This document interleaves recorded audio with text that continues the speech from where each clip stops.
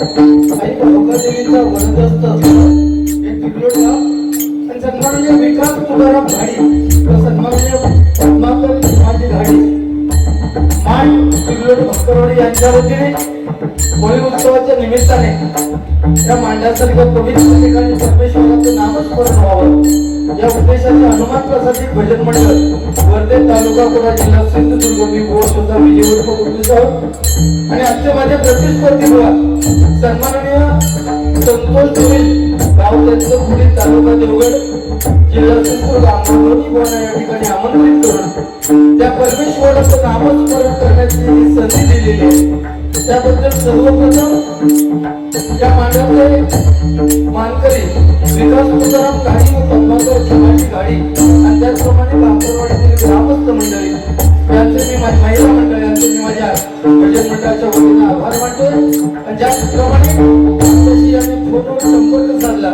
ते सन्माननीय दामोवाडे यांचे सुद्धा मी माझ्या भजन मंडळाच्या वतीने स्वागत करतो या ठिकाणी जमलेल्या रसिक मायबाप प्रेक्षकांना विनम्र अभिवादन करतो मग या जमलेल्या मायबाप प्रेक्षकांमध्ये अनेक नामवंत भजनी अनेक नामवंत पदक मान्यवर व्यक्ती या ठिकाणी हजर आहेत त्यामध्ये आता ज्या मंडळाच्या वतीने स्वीकार केला ते उद्योगपती सन्मान रसदजी बळवीत आहेत मी माझ्या भजन मंडळाच्या वतीने आभार मानतोय महाराष्ट्राचं नव्हे तर संपूर्ण जगाचं दैवत श्री गणरायाला वंदन करून विद्येचं दैवत सरस्वती मातेच्या चरणी नतमस्तक होत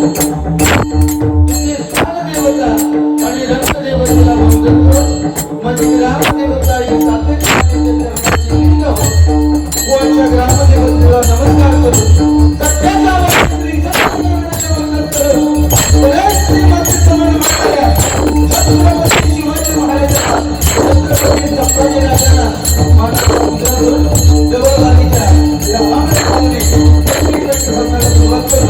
जय हिंद जय महाराष्ट्र. अतिशय उत्कृष्ट अशी साऊंड सिस्टीम आहे त्यांचे सुद्धा मी माझ्या भजन मंडळाच्या वतीने त्यांना स्वागत करतो शुभेच्छा देतो आणि या ठिकाणी मांडावरती अतिशय बैठक व्यवस्था खूप सुंदरपणे केलेली आहे मायबाप प्रेक्षक मागच्या बाजूला उभे जेवढा वेळ आपल्याला बसायचं असेल तेवढा वेळ या ठिकाणी आपण बसण्याची कृपा करावी अशी मंडळाच्या वतीने आता दोन्ही बुवांच्या वतीने सुद्धा आपल्याला विनंती करतोय आणि सुरुवात करतो. धन्यवाद. हॅलो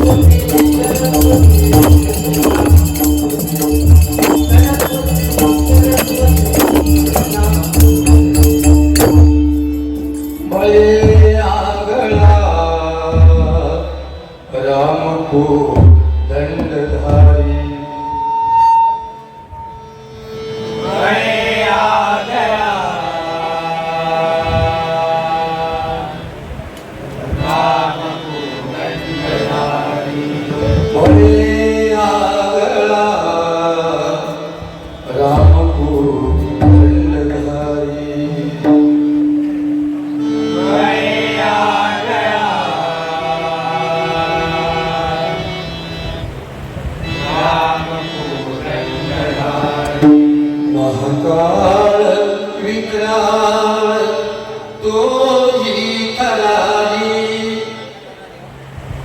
महाकाय विक्राय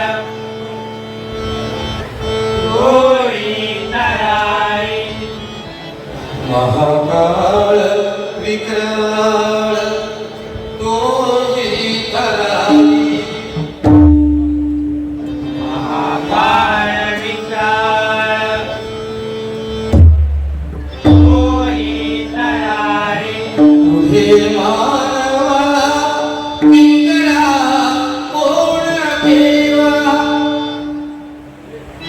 हे मानवा ही करा कोण देवा हे मानवा विक्रा कोण देवा हे मानवा ही करा कोण देवा प्रभाते मणिरा चिंतित राहा राधे मणिराम इंद्रिय लावा प्रभाते मणिरा चिंतित राहा राधे मणिराम पायाचा आवाज वाढवा. इंद्रिय लावा राधे मणिराम इंद्रिय लावा राधे मणिराम इंद्रिय लावा वरदे वरदे हरि हरि हरि विठाल विठाल विठाल विठाल विठाल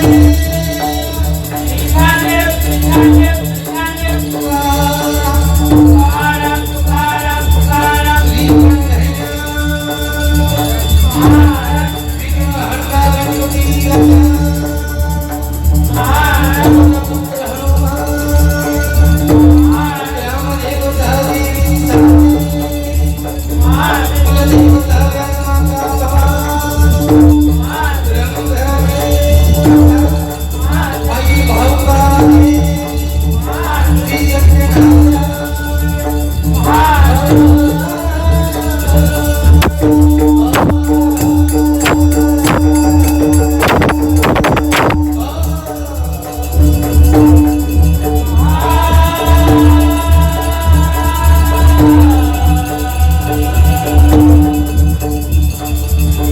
सुप्रसिद्ध भजनकार गुरुवर्य तुळशीदास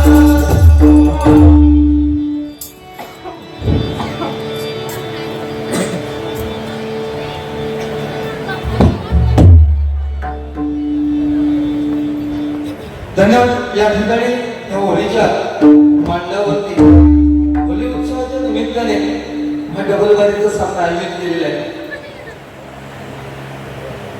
वाईट विचार मागे टाकून चांगले विचार अंमलात आणण्यासाठी होळी साजरी केली जाते आणि त्या निमित्ताने कार्यक्रम आहे. जमलेल्या सर्व मायवा प्रेक्षकांना महिला वर्गाला सुद्धा ही होळी आपल्याला सुख समृद्धीची भरभराटीची जावं अशी या मानदेवाच्या चरणी प्रार्थना करतोय. आणि शेवटी आपण ज्या कामासाठी आलोय ते परमेश्वराचं नामस्मरण हे फार गरजेचं आहे. मी प्रत्येक वेळी भजनाच्या माध्यमातून तेच सांगत होतो असतो की आपलं भजन हे रामाच्या आचारावर, कृष्णाच्या विचारावर आणि हरीच्या उच्चावर चालू असतं. कारण भजन म्हटल्यानंतर हा षडाक्षरी मंत्र फार गरजेचा आहे. मी नेहमी सांगतो भजनाच्या माध्यमातून की राम समजायला तुम्हाला खूप सोपं आहे, आचरणात आणायला राम खूप सोपं आहे. रामाला वनवास झाला नसता तर राम आपल्यापर्यंत पोचला नसता आणि श्रीकृष्णाने महाभारतातलं युद्ध घडवलं नसतं तर श्रीकृष्ण आपल्याला सुद्धा कळला नसता. कारण रामापेक्षा श्रीकृष्ण समजणं फार कठीण आहे.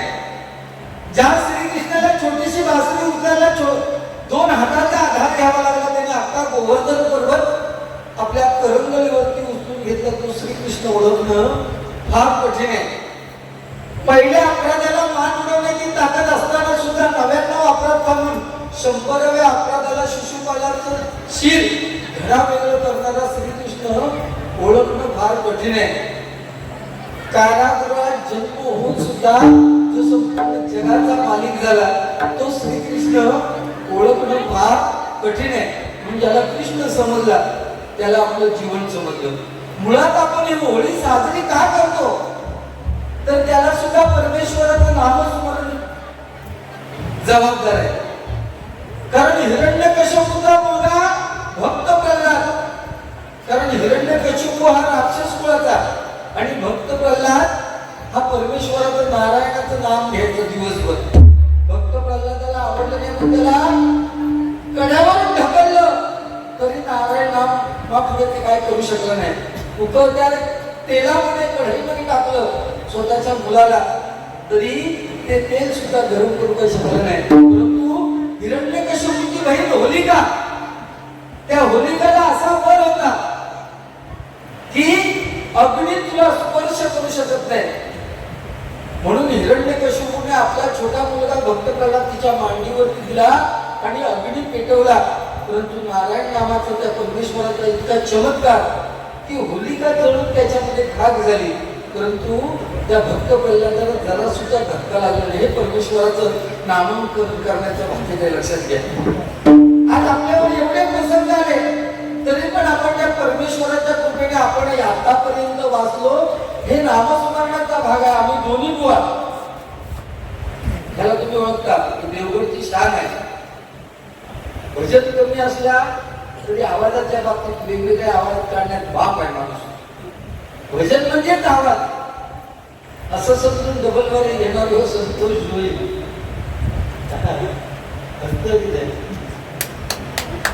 संतोष होईल. खूप छान भजन आहे, खूप छान कला आहे. परमेश्वराने त्यांना कला दिलेली आहे. तुम्हाला सुद्धा होळीच्या शुभेच्छा. काय केलं ह्या होळीने काय केलं? गाण्याला काय बोलायचं नाही, महिलावर काय तुझ्या तोंडात काय करून जाऊन देऊ मांडवर अजिबात काही चालत नाही. लक्षात घे. तुझ्या होळीच्या शुभेच्छा देतो बोलतो.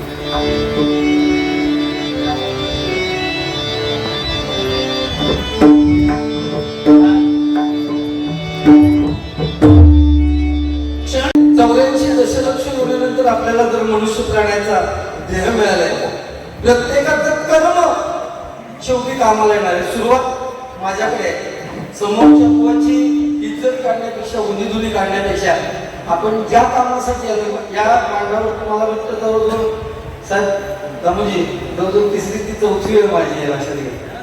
त्यामुळे तुमचा फोन आणि आम्ही नाही येणार असं कधी होणार नाही. या माऊलींसाठी एकदा जोरदार टाळ्यावर आपण सगळेजण ओळखलं. या माऊली मला या ठिकाणी पहिली ओळख माझी एक 8-10 वर्षापूर्वी झाली असेल तर त्याने मला या ठिकाणी आलं. तू स्वतःच जाणार मला.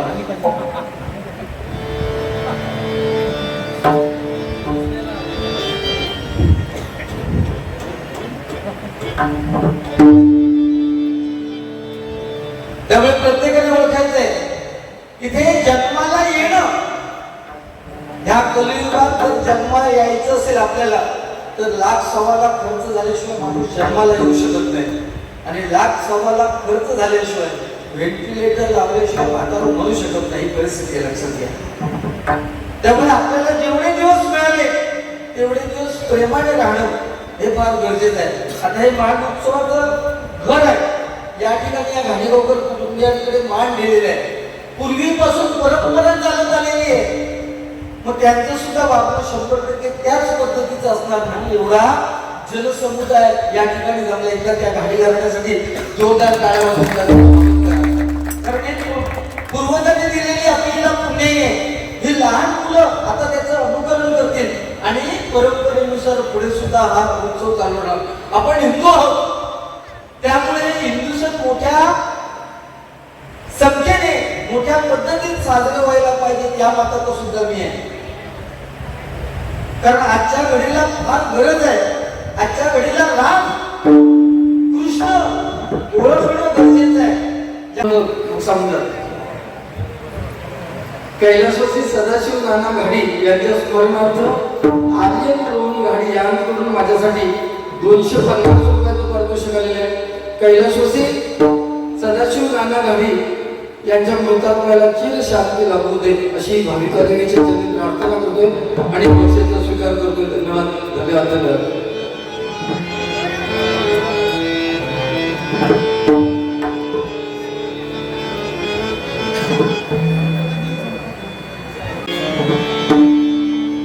नको विसरू संकेत मिळाला.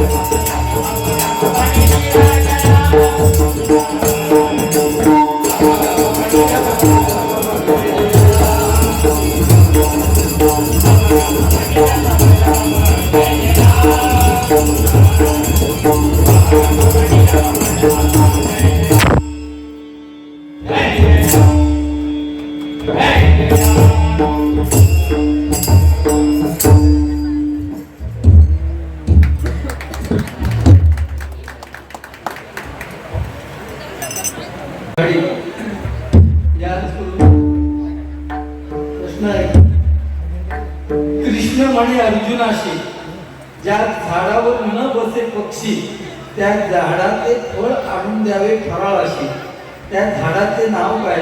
म्हणून मला 100 रुपयाचं पारितोषिक आलेलं आहे. 100% या प्रश्नाचं उत्तर मी गजाननच्या माध्यमातून देईन. बुवा परत तुम्ही ऐका, तुमच्याकडे वेळ तर तुम्ही आता आईला तर त्या विषय नाही. कृष्ण म्हणे अर्जुनाची, ज्या झाडावर न बसे पक्षी त्या झाडाचे फळ आणून द्यावे मध फराळाशी, त्या झाडाचे नाव काय? मी 100 रुपयाचं पारितोषिक आलेलं स्वीकार करतोय. आणि त्याचप्रमाणे कैलासवासी तुकाराम भानू घाडी व कैलासवासी बुवा खेमाजी नारायण घाडी यांच्या स्मरणार्थ कुमार प्रथमेश पद्माकर घाडी यांकडून माझ्यासाठी हे बहुमोल असं 500 रुपयाचं पारितोषिक आलेलं आहे. कैलासवासी तुकाराम भानू घाडी आणि कैलासवासी बुवा खेमाजी नारायण घाडी यांच्या मृतात्म्याला चिर शांती लाभू दे अशी ईश्वरचरणी प्रार्थना करतोय. आणि प्रथमेश पद्माकर घाडी यांकडून दिलेल्या बक्षाचा मी स्वीकार करतोय. रुपावली घेतोय. वेळेचं बंधन फार महत्वाचं आहे, कारण खूप गरमी होते. आम्ही गरमी झाली तरी आम्ही पैसे घेऊन जाणार. युद्ध चालू होता इराण, इस्रायल आणि अमेरिका देतो, तो परिणाम आपल्याकडे सुद्धा होणार. आता तर सांगितलं की 17, 18, 19, 20 तारखे पाऊस सुद्धा पडतो, म्हणजे किटवाला असेल की तो सत्यानाश करतो असं एकंदरीत आहे. कारण देवगडवासियांचं दुःख आम्हाला माहिती आहे.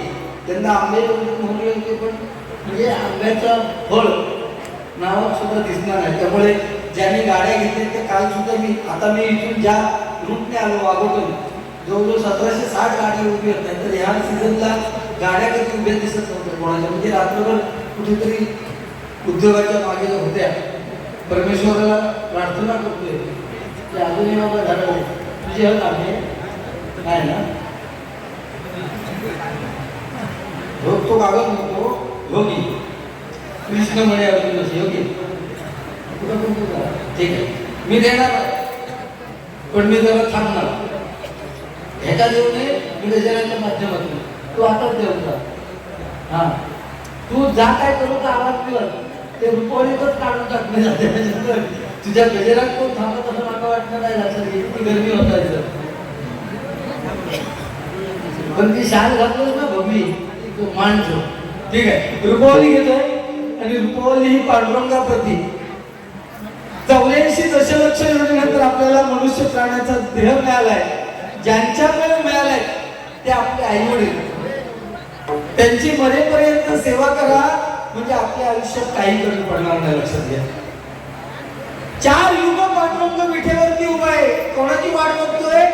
आई वडिलांची सेवा करणाऱ्या पुंडलिकाची. त्या पुंडलिकाची सेवा कलियुग आता येईपर्यंत सेवा संपलेली नाही. ज्या दिवशी कुंडलिक पांडुरंगाला भेटेल त्या दिवशी पांडुरंग विठेवर दिसणार नाही. त्या दिवशी आई वडिलांची सेवा संपलेली असेल तर कुंडलिक जर सांगत असेल आई वडिलांची सेवा अजून संपलेली नाही तर तुम्ही आम्ही माणूस आहोत लक्षात घ्या. त्यामुळे आपल्या आई वडिलांची सेवा आपल्या आई वडिलांना दुखून काही चालत नाही हो. त्यामुळे तरुण पिढीला हेच सांगण्या घटनेच्या माध्यमातून की आपल्या आई वडिलांच्या डोळ्यामध्ये अश्रू येऊ देऊ नका म्हणजे आपल्या आयुष्यामध्ये कशाची काही कमी पडणार नाही. रुपवली घेतो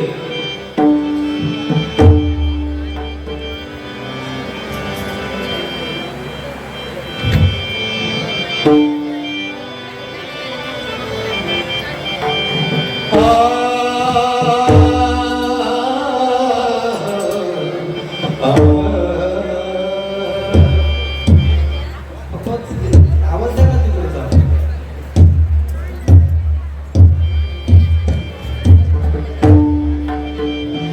पाहता पाहता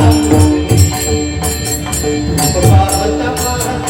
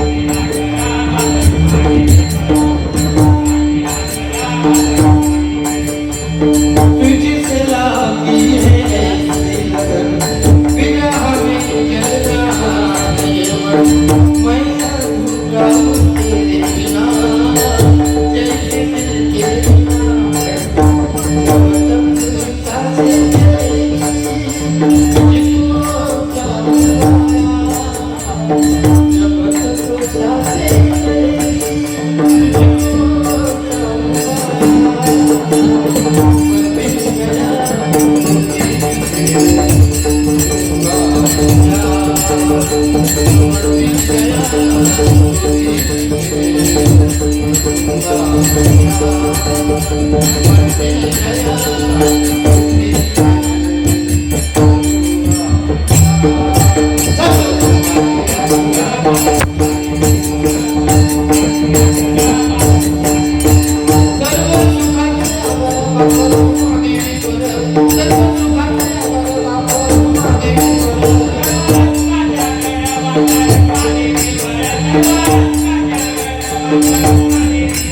सर्व सुखाचे आगर बापर उमा देवीवर सर्व सुखाचे